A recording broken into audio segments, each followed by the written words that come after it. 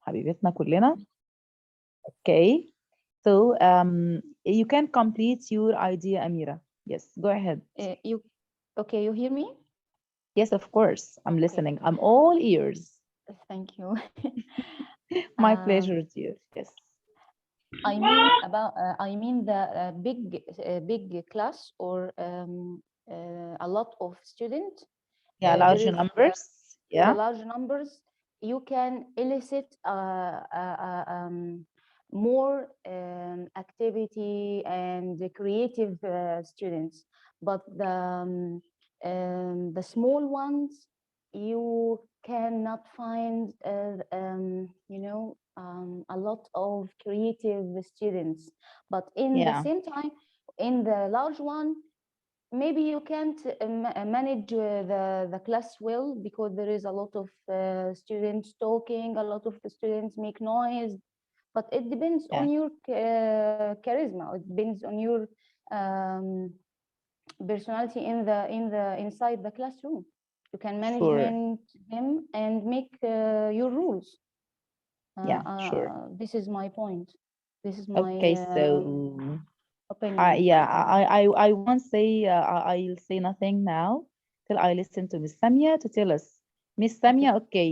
Have you heard to Miss Amira, Miss Samia? Yes. Excuse me, Miss Firdaus. Tell us about your opinion. Yes. Okay. Tell us about your opinion. Do you agree with her or not? It's okay, my dear friend, to be different. So go ahead, Miss Samia. Okay. Doctor, I introduce my apology for Miss Amira, as I thought that she has finished her speech or her no speech. problem at all. No apology. No problem. No apology between us. We are all siblings. By the way, I am only Firdaus. أنا Firdaus بس without any names or anything. I'm your colleague and your friend. If you give me the honor, of course, call me Firdaus على طول without any names. Okay? Thank you, Miss Firdaus. You're welcome, Miss Samia. Yes, go ahead. Okay, as for my opinion, Ms. Firdaus, I think when I deal with small groups, I think there are some merits in learning process. I think first of all, the learning process, I think it will be effective. Number two, I think exercises will be more than when I deal with a group with big groups. I think the exercise will be less. The second advantage, I think the exercise also, or the lessons will be effective, and the learners will be more focused. That's all. That's all, Mr. Firdaus. Okay, my dear friends. So we have here our dear friends. We have two opinions. Amira has just said she likes working with large number of classes. She thinks that there are a lot of chances, there is a variety of different students with different multiple intelligences who can compete and work together more effectively. They have a competition tool, of course.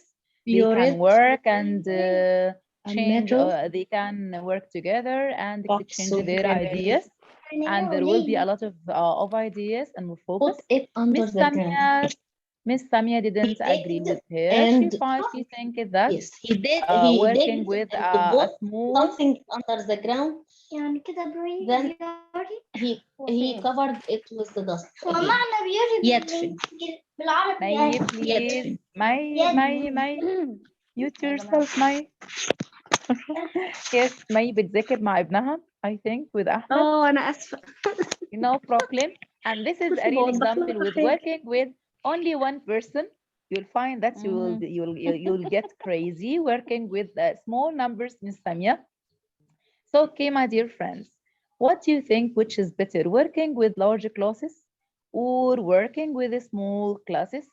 We have two teams, Amira and Miss Samia. So what about you? What do you think?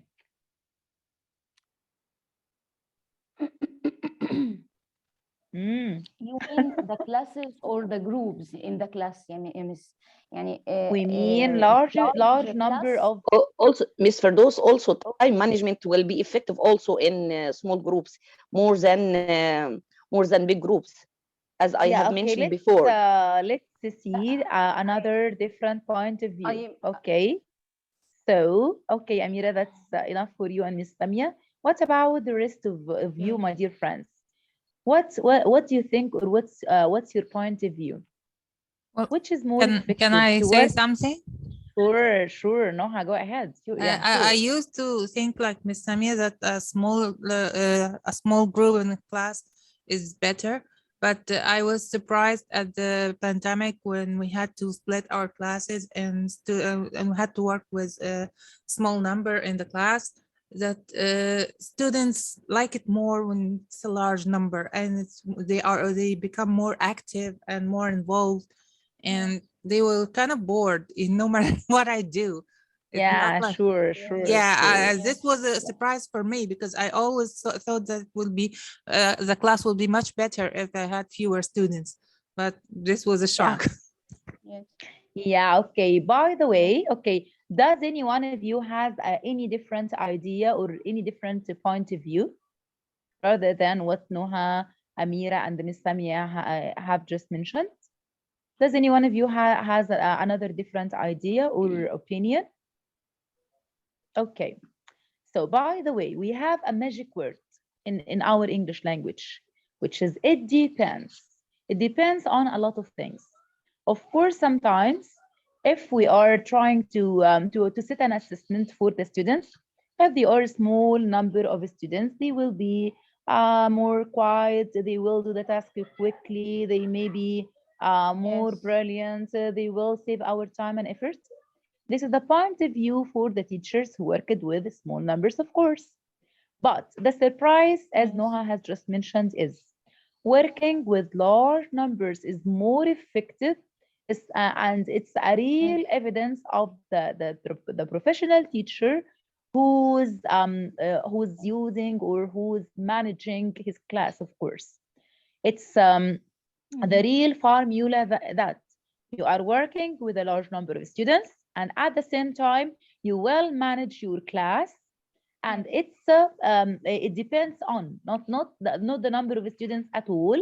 It depends on the rules you set at the very beginning and your persistence. And that was a very important topic we have talked about before, which is we have a lecture before, or a session about classroom management as a whole. The whole session was about it. It depends on a lot of things. Depends on the rules the teacher set at the very beginning, with even large or small numbers of students. It's the same like عارفين يا جماعة زي شخصية المدير اللي حبوب، اللي شخصيته كويسة جدا وبيوزع الأدوار، بيتعامل مع مثلا 100 مدرس، ومدير تاني شخصيته ضعيفة أو ما بيتعاملش، العلاقة بينه وبين المدرسين بتوعه مش لطيفة، فهم مش بيحبوه، فبالتالي هم مش بيتقبلوا منه أي حاجة. This is the same. If we have, of course, we set the norms from the very beginning, clear instructions. We have, or we use different activities, and this is very, very important, to use different activities. As you watched in the video, we have a common mistake. We only use one activity and one learning style with all the learners. So they feel sleepy and bored, and they don't have the soul of competition working together. Also, as Noha find that it was a surprise when the students have different activities, especially different groups, they are competing to be the winners. Who wants to be the winner? They are more active. They are encouraging each other. They are not sleepy or feeling bored, especially if the teacher is varying the activities. They are sharing their ideas. The teacher's soul is really jolly. The teacher بتعامل معهم بقى بطريقة لطيفة. There is a good rapport between the teacher and the students. They feel like in working with their family. They are all friends. They are all participating and sharing. And this, of course, will be more active or more perfect to work with larger group of students. But still, sometimes, if we are having a kind of assessment, we are trying testing our students or trying to have any kind of evaluation, maybe, of course, short or small numbers of students will save our time, especially in some cases, but not all the time, Miss Samia. Again, it depends on the level of students. It depends on the teacher's clear instructions and good rapport. It depends on the different learning styles and the activities the teacher is trying to use with his learners, Miss Samia. And it's the same as you as a teacher. If you are staying with two of your colleagues you don't like, or you do not feel there is something common among you, or sitting with a large group of people in a club or in a restaurant or in a family, maybe hundreds and hundreds in an occasion, but you love it. You feel like you're doing something, you have a role, you're active and participating. Got it, Miss Samia? But of course, all of your opinions are respectable, and all of us, of course, are right. It depends on the situation, the class, the curriculum, the subject, and a lot of things. The time, sometimes some timing, if it's at the beginning or at the end, if they are if the students are trained to deal with the rules and respect the rules or not. It depends, of course, on a lot of things. Okay. So here is time management, class layout, and size and viewing. Let's see together. Here, describe whether. Okay. Here are some ideas. We are gonna read these ideas and discuss if they are good or bad the same time as before. Okay. Time management is important to ensure everyone gets to use technology during the lesson. Is it important to use or to fix time before starting to fix time for using technology or not? Is it good or bad? Time management is important to ensure that everyone gets to use technology during the lesson. Is it possible to let everyone in your classroom use technology? Is it possible? No. So is this idea good or bad? Of course, it's not a good idea. Yes. Because if imagine that you have a class of 40 students and you try to let all of these 40 students use technology, of course, if you are working individually, it's impossible to do that. Okay.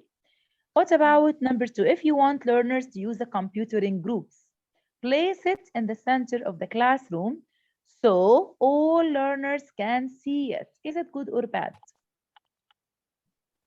If you want learners to use a computer in groups, you put it in the center so all learners are able to see the computer and work together. Okay. Yeah, so it's good. Try to locate the computer near a window or a blackboard.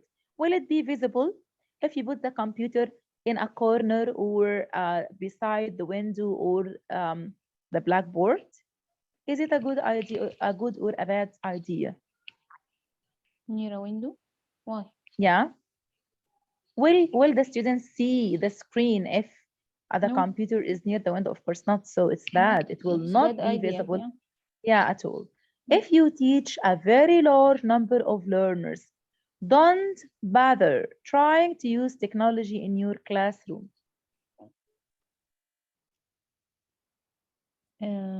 Okay. That's okay, but not use technology at all if you have large number of learners. No, we can use it even if they have classrooms that they can interact in their homes. Yeah, that's right. And this is, yeah, exactly, Maya. And this is the idea of flipped classroom. You can show them something inside the classroom. You can encourage them to use technology, maybe a computer, only one computer, and how to use it. And you guide them how to use YouTube, for example, or watch a video or play a song several times and repeat. And of course, they can complete at home if they have a laptop or a computer. And even if they do not have They visit their friends at home and they can share a mobile or a tablet, for example. So the teacher here can guide them to the resources and they can go ahead using different kinds of technology at home with their siblings, with their families, and so on. Number 5, it's only impossible for the whole class to view what's on your computer screen if you have a data projector or interactive whiteboard. Is it good or bad?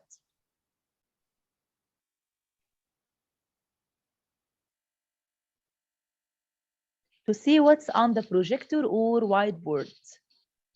Is it good or bad? It's good, of course. Yeah, okay. Let's see together.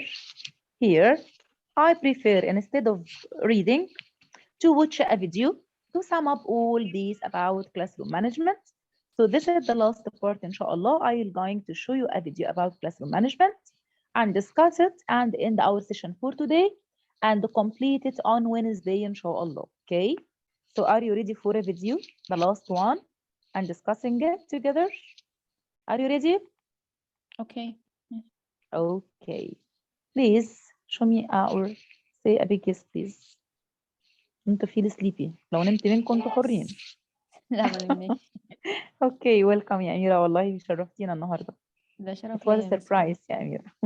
حبيبتي يا ربنا يعزك يا رب.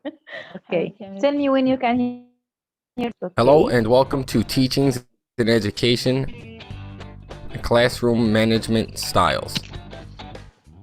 What is your preferred style to manage? So are there different styles for classroom management? Are there different styles or is it the same style? Of course, there are different styles. And of course, we have different students. So let's see together these different classroom management styles together and discuss them together. Student behavior. Now, classroom management styles are broken down into 4 different categories. The bottom categories represent teachers that exhibit little control over their students. The top categories represent teachers that exhibit high control. Also, so how many styles? Low control, high control. How many styles as drawn on the screen? How many rectangles? 4 sides. And 4, yeah, 4 styles. Yes, Yes. let's see together. management style categories on the left exhibit low involvement from teachers, while categories on the right exhibit high involvement. Authoritarian management. Very controlling, but not very involved with students. So what is the first style? Authoritarian. Yeah, authoritarian. What do you mean by authoritarian?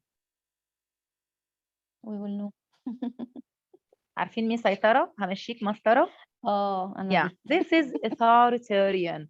The teacher wants everything to be perfect, as if they are walking on a ruler or talking with a spoon or trying to not to open their mouth without a permission. They have, yes, they have, and yes, the teacher is showing them the red eye. They do something without permission. This is the authoritarian. Okay, let's see together. This, of course, this is style, and is it preferable or not? Authoritarian styles, you will notice a lecture-driven lesson. The teacher might simply read off a PowerPoint or simply talk about the content itself. The students sit in the classroom and remain quiet. The authoritarian style teacher does not want to take any questions from the students. In this classroom rules are strictly enforced. The teacher is very firm and unflexible when it comes to the rules. So, in this style, does the learner or is the learner able to ask a question to the teacher?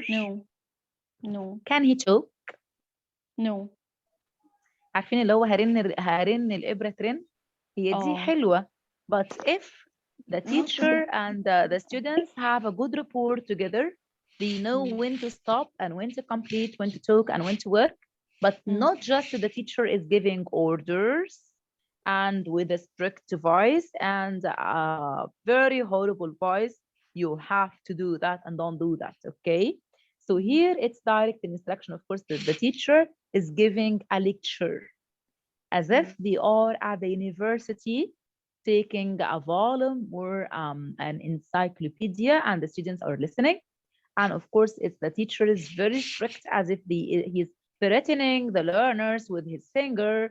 If you do something, I'll punish you. Okay.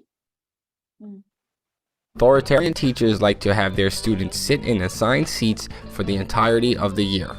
These teachers are very organized and like to see their students in one place.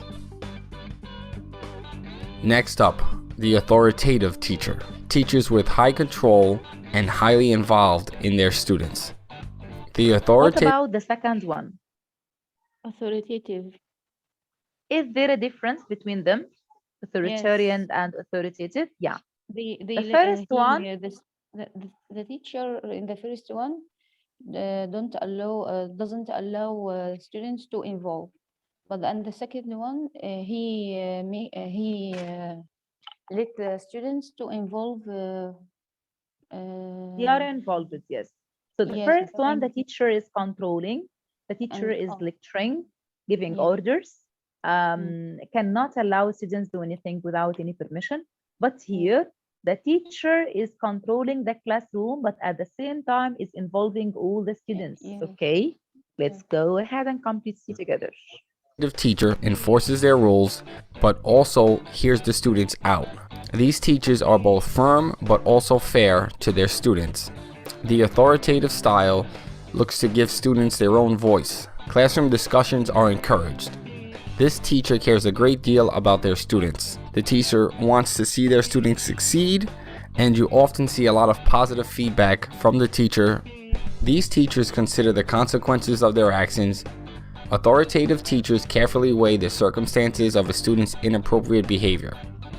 So let's have a short comparison between the authoritarian and the authoritative. What is the main difference between them? The controlling of the teacher inside the classroom. Yeah, the teacher is controlling, the students are not able to talk Oh yes, this at is all. the first, But the second, yeah, and the teacher is not fair. But the second one, the teacher is firm but fair. He focuses on his students and the class discussion, of course. The first style was depending on lecturing, it's a teacher-centered, but the second one is a learner-centered, it depends on discussion. And at the end, the teacher gives, of course, positive feedback. Not only giving feedback, because it may be negative, the teacher may be giving orders and frustrating and disappointing the students. But here, no, the teacher is giving positive feedback and of course is trying to be fair with all the students. Let's move to the third style. Next up, the permissive style. Very little control and very little student involvement. Unfortunately, this is a teacher that doesn't really care about their teaching career. Teaching is just a way to pay the bills. The permissive teacher often doesn't take the time to prepare lesson plans. Permissive style classrooms are out of control. Students are out of their seats, doing whatever they please. The teacher doesn't take the time to go over classroom rules or procedures. Permissive teachers often show movies during class time. They do this simply because they do not feel like teaching. The permissive teacher doesn't know much about his students. He doesn't care about the kids. Teacher-student relationships are of little importance to him. Permissive teachers don't notice suffering students. So what is the third style? The permissive teacher. By the way, he's an updated teacher. He's using technology. والله هو مشغل لهم movie والدنيا فل. عايزين أكتر من كده إيه؟ Yes. So what about the third style? It's the permissive teacher or the permissive style. He allows the students to do everything. They can run, dance, sing, go out of the classroom. He don't know their names, by the way. He don't know anything about them.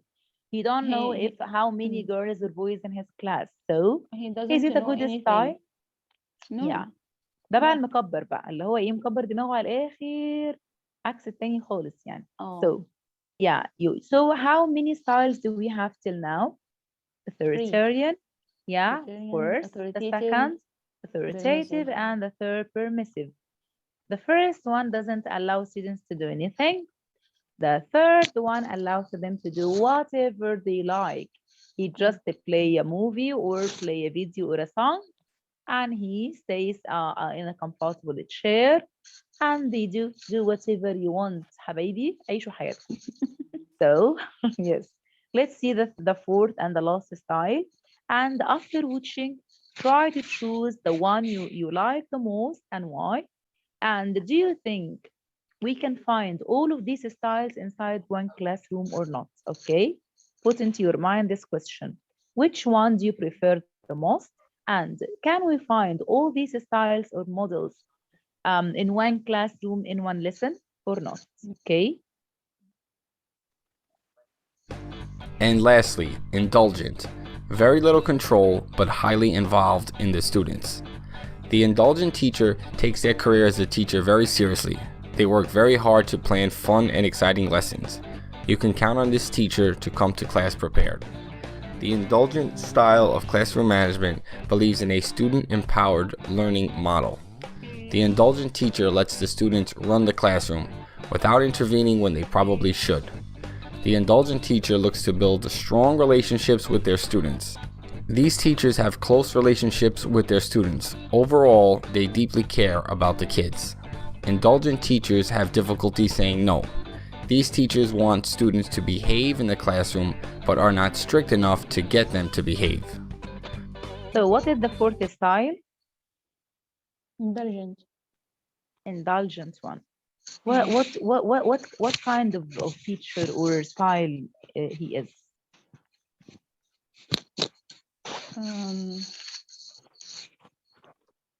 He's a good management teacher, manage his class. He prepared the lesson well.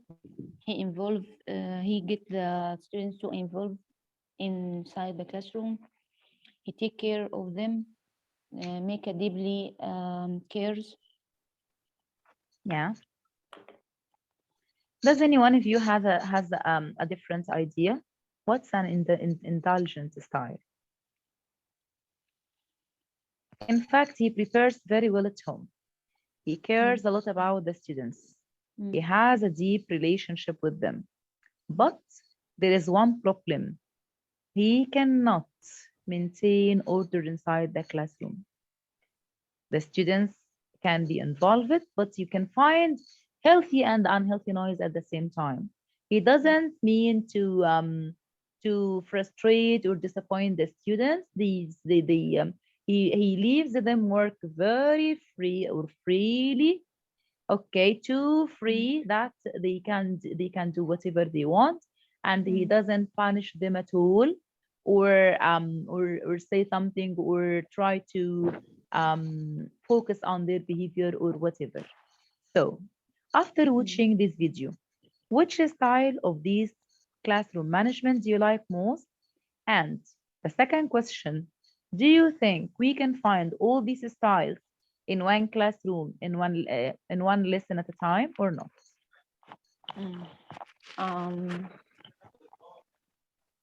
The authoritative teacher is the good one for me. Why, Amira? Because the lesson here has good management, and the teacher is fair. The students can involve, and there is class discussion. I think it's a good model for as a teacher. Yeah. Okay, I agree with you, but okay. And what do you think? We can find different styles in one lesson in one class at a time, or not? Yeah. How? Yeah. I can take from the authoritarian the deep control inside the classroom.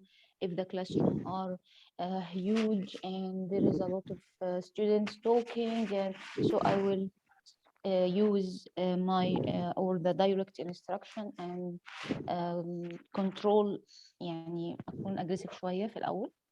In the beginning, but inside the classroom, if we begin and give them the order, give them rules, So I have to be authoritative teacher. And sometimes if I make the task and we discuss everything and we finish, I be permissive teacher. I can let them to see video and speak and play 5 minutes مثلا inside the classroom. Okay, that's great. But I can be intelligent teacher. Sometimes. So don't you prepare your lessons well? لا انا هاخد منه اللي هو prepare well وكل حاجه صح. لا دي حلوه. Okay. نسيت بس الحته الاولانيه. Yes, okay. Thank you, Amira, so much. Okay, what about you, my dear friends? What about you? Do you have a different point of view or the same point of view as Amira mentioned? For me, I can use the 4 styles inside one lesson. For example, we can divide the lesson into 4 parts. During each part, we can use one of the tasks. Each task can have some rules or can have some steps. According to the task, we can choose the class management style I prefer. Yeah, right. For example, if I'm going to give them a task at the end of the lesson, when we finish the lesson, I can give them a task in which they will play, for example, or have some fun. So I will have the indulgent style, because we are we're not about learning for learning now. We are learning for fun. Yeah, that's and great. So on. Yeah. Yeah. Okay. What about? So we can have the 4. But which one is your favorite? For me, I don't have a one style. Listen, I decide according to the situation. Yeah, that's great. So a teacher, or even one teacher with one class and during one lesson can be all these styles. So it depends again on the lesson, on the teacher, on the students. We can be, of course, we can be different styles from time to time, and we have to choose the suitable one according to the situation, of course. Okay. Yes. So can you sum up what we have learned today? We have talked about using technology, and from your point of view, is it important to use a lot of applications and technological tools and to waste a lot of time trying to convince our learners with using technology? Or is it better to use maybe one or more, or try to guide our learners to some technological platforms to use at home? And even us as teachers try to try some new technological tools to be updated and be able to cope with our learners. Which one do you think is better from your point of view?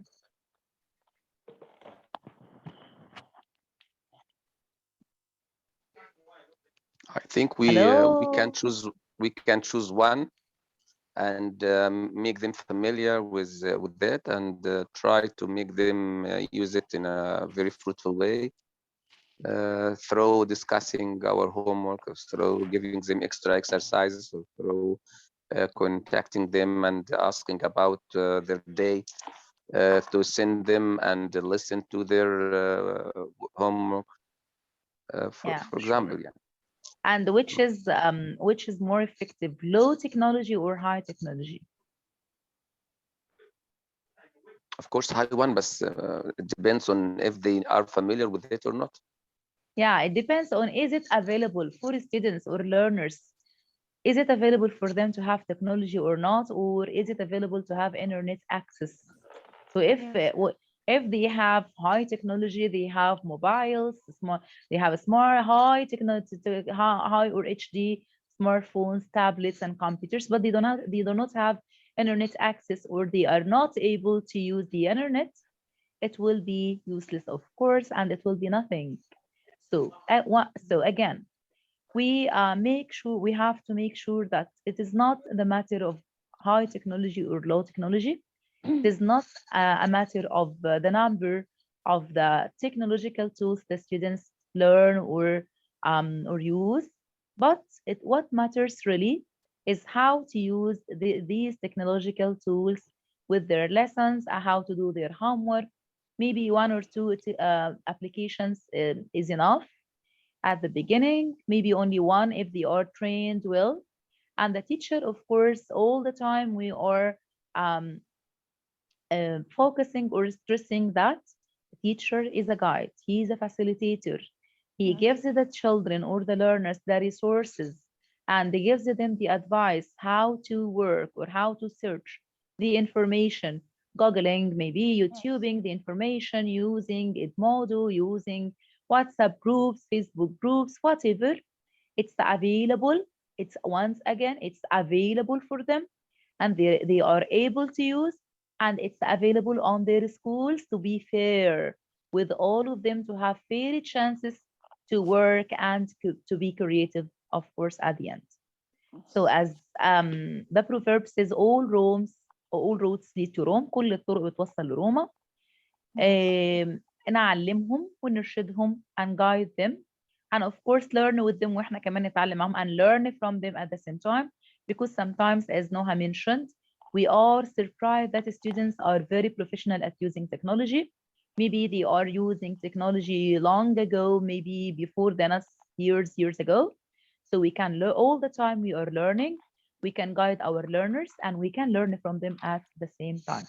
At the end of this session, I'm really happy and delighted to see and hear, of course, Amira today, Mr. Ashraf, Noha, May, Miss Yes Shaimeh, Miss Samia, Rehab, Sahar, to meet all of you today. It's the best time ever I like during my day. Nice to see you today and nice to hear from you, and waiting for you on Wednesday inshallah. And I hope يا رب يا رب يا رب كده يعني نكون كلنا استمتعنا مع بعض وتعلمنا ولو معلومة كده صغنونة, a single piece of information. And I hope you like today's session and videos, and see you next time inshallah. And before going, just tell me one thing you liked in today's session. Only one thing you liked, and only something which confused you and you want to learn more about next time inshallah. Can you tell me? The phonics. I like the phonics. Nothing confused me, but the most beautiful thing is to meet you every day, Ms. Firdaus. Thank you. Thank you, Mai. You really impressed me, wallahi. Yani. It's a routine in our life now, and I hope to be yes, oh my God, together. Wallahi, it's an honor, Mai. It's an honor and a pleasure to be together, of course, to learn from each other and to encourage and support each other. This is the most fantastic and fascinating part I love in my life, wallahi. And yani, you really delight me, Mai, wallahi. So don't you have any confusing issue today? Are you sure? Yes, sure. Amira, did you find something useful today? Tell me one thing you like today. The pronunciation and the kind of management inside the classroom. Alhamdulillah. And really thank you so much, Ms. Samia, for your active and interactive responses, of course. And thank you so much, all of you, my dear friends and colleagues, of course. It's an honor and a pleasure to be with you. And for me, as Firdaus, I like to be with you all the time. Wallahi, if it's so possible, of course. But I know you're busy. But it's nice to meet you from time to time to share our ideas and discuss something new together and learn from each other. So good night and goodbye, and see you on Wednesday, inshallah. Be ready. And from now, bring your nuts, your coffee, and your tea, and don't be late for Wednesday's session, inshallah. Okay. Thank you so much, and have sweet dreams, my dear friends. Goodbye, my friends. Thank you so much. Bye bye. Good night.